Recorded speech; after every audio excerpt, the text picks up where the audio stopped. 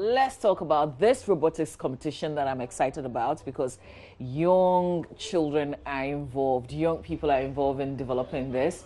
I just want to say good morning to you guys. I want to give you the opportunity to introduce yourself. So tell us your name and the school you're coming from.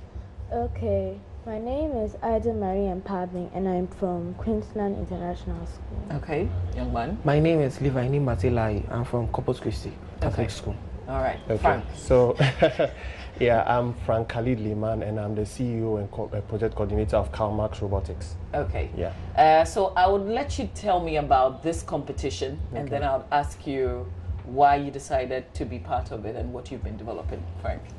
Okay, good. You know, we initially started with how we can inspire the kids. You know, I was doing a couple of research in the past and I realized that according to a study, Africa is 70 years in terms of education behind the rest of the world.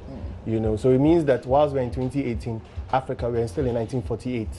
You know, so 70 years down the line, we'll be in 2018, the world will be in 2088. So how do we bridge the gap? And I can't take every aspect of education, you know, so I basically specialized in robotics and how these things can influence society, because institutions that inculcate the use of robotics, banking sector, health sector, they tend to have higher productivity and efficiency, you know. So I'm not just looking at robotics, I'm looking at how robots can influence our lives and solve problems. Yeah, so that is the main purpose behind the project. So this is something that you personally are involved in? Yes. You know, I had to spearhead this because, you know, now robotics is really, it's not really getting a lot of hold in the country and in our educational system. You know, it's mostly about getting good grades, passing, and all of that. But we are looking at using these things to teach the children, because we don't want to get to a point where these kids will finish, they will have degrees, they will be engineers, but they cannot fix a broken circuit in their house. We need to teach them these skills that they can solve problems around them. You know, some of these things we buy around, we could manufacture them in Ghana. So the best generation to start from is from this this current crop. So we are looking for kids to the university level. All right, so Ida Marie, what do you want to be in the future? I mean, what's your plan? I would like to be an architect.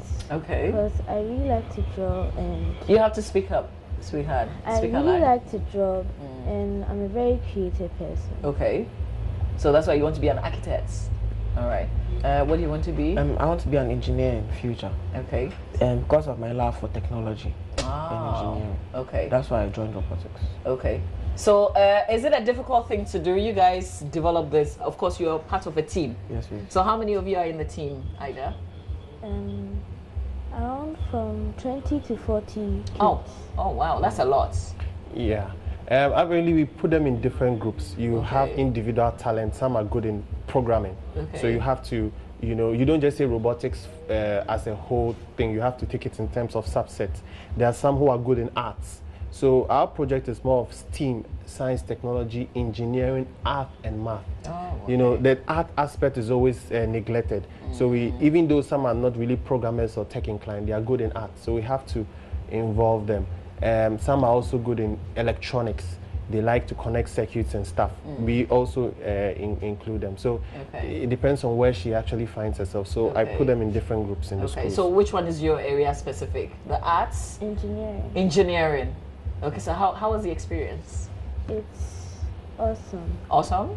You get to meet with a lot of people who have more ambitions and they all aspire to be one thing. Just one thing. There's this guy, he really loves to be an engineer.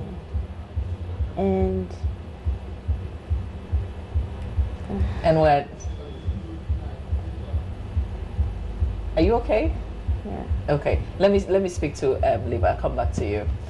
So what is it about this that your team developed one of these that we're seeing, right? Okay. So tell us about it. Usually, garbage collection is a problem because it is done manually. This makes it slow, tiring, and expensive. But this project is looking at how you can use robots to collect empty bottles and cans. Because robots are more efficient. Okay. So that was the motivation in developing this? Yes, okay, so how does it work? Housing it is the microcontroller. The microcontroller is just like our brain. It controls every part of the robot. And in the arm, there are servo motors. The servo motors are just like our muscles. They also control the arm. and the ultrasonic sensor acts as the eye.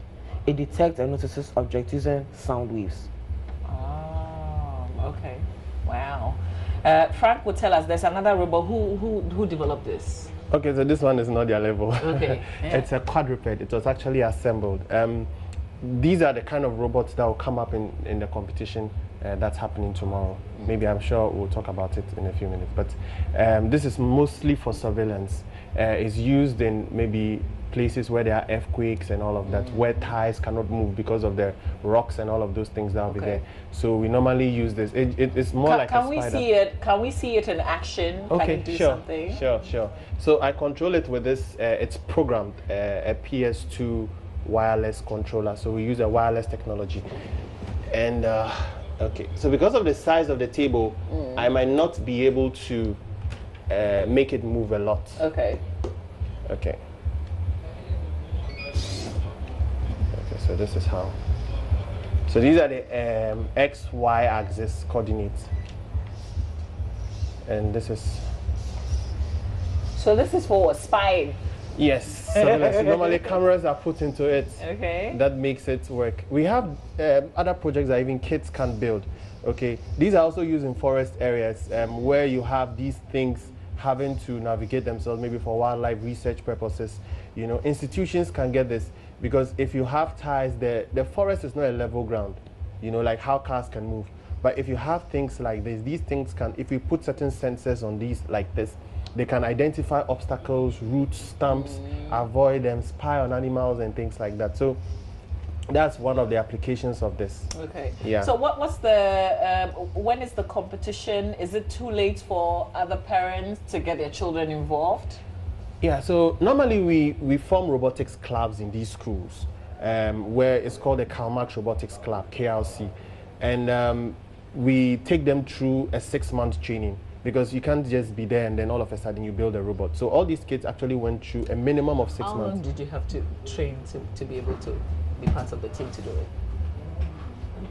5 months. 5 months. Yeah. Okay, maybe she came in the first month. Okay. You know, you don't get everybody starting at the same time. Someone comes and you know, so after the 6 month, you have them taking a project.